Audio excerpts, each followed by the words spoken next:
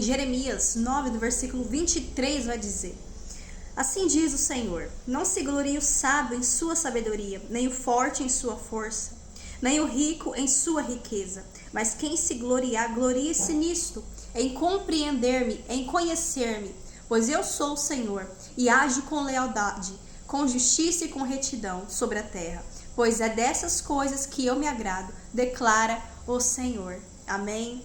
Irmãos, nós vemos aqui o Altíssimo, o nosso Criador, falando através de Jeremias, profetizando, trazendo uma exortação ao povo, que ali, irmãos, para que eles não se gloriassem na sua sabedoria, na sua força, e nem o homem na sua inteligência, intelectualidade. E trazendo, irmãos, essa passagem para a nossa realidade, nós vemos que muitos se gloriam na sua sabedoria, muitos se gloriam na sua teologia, muitos se gloriam nos dons, na sua habilidade, no seu trabalho, muitos se gloriam nas suas riquezas, no carro, na sua casa. Mas nós vemos que tudo isso, irmãos, não tem nada de valor para o Altíssimo, porque algo que é de grande valor para Ele, irmãos, é conhecê-lo, é você buscar entendê-lo, conhecê-lo, embora nós nunca vamos conhecê-lo na totalidade, nem compreendê-lo na totalidade, porque isso está fora da realidade humana, da nossa capacidade de entendê-lo profundamente. Mas nós vemos que aqui o que agrada a Ele é nós inclinarmos o nosso coração para buscar a presença dEle, para buscar conhecê-lo, para buscar entendê-lo, se aproximar dEle, saber quem Ele é. E muitos se gloriam na sua riqueza, na sua sabedoria, na sua intelectualidade. Mas isso não difere de nada, irmãos, para o nosso Criador. Porque o que agrada a Ele é um coração rendido à presença dEle, um coração aquebrantado e contrito. É um coração que se dispõe a buscá-lo. Nós vemos aqui que Ele vai nos dizer: não se glorie o sábio em sua sabedoria, nem o forte na sua força, nem o rico na sua riqueza. Porque nós não somos fortes.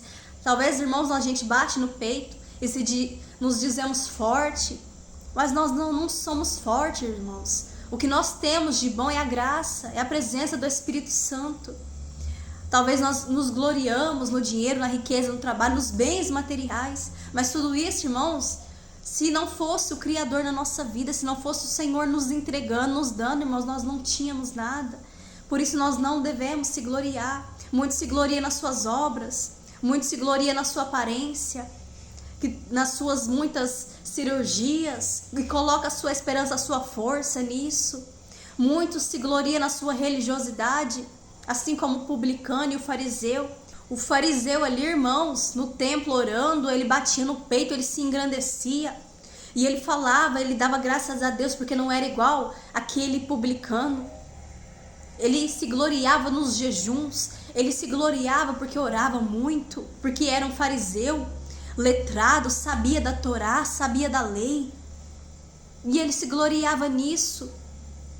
Mas a Bíblia mesmo vai nos falar, irmãos, que as nossas obras são como os trapos imundos, não passa de trapo imundo, e que ninguém vai receber mérito algum pela sua obediência ou pela lei, pelos seus próprios méritos.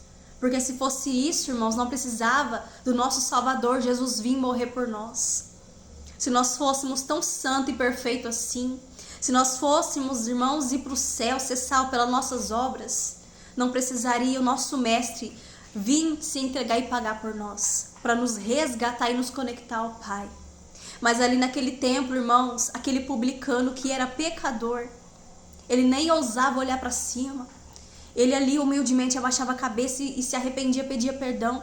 E ele não se achava digno de estar ali na presença, adorando, orando, porque ele reconhecia que ele era um pecador. E o outro se achava santo demais. Você vai ser justificado, você vai ser, irmãos, lembrado por quem você é no seu secreto, na sua rendição. Você vai ser reconhecido, irmãos, se você busca a compreender ao Pai, a conhecê-lo, quem Ele é. Porque muitos conhecem o Pai, conhecem o Espírito Santo somente de ouvir falar, somente ali pela boca do pregador, do pastor, do missionário, do evangelista. mas ele não procura conhecer o Pai, o Espírito Santo, ali no seu secreto, buscar falar com o Espírito Santo.